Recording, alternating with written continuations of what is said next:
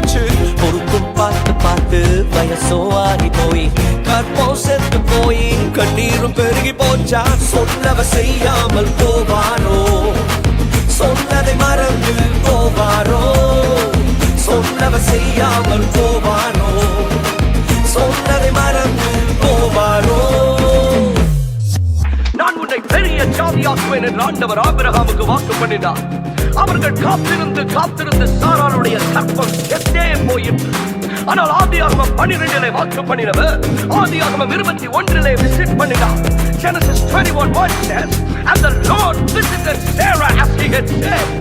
When he visited, he grabbed hold of the empty womb and made it meet the promise.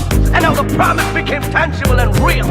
Our visit பண்ணிய போது அந்த காலியான கற்பம் தம்முடைய வாக்குத்தத்தத்தை சந்திக்கும்படிக்கு செய்தார். ஓ, சாராள் கர்ப்பவதியானார். அவர் உங்களுக்கு வாக்கு பண்ணி இருக்கிறாரா?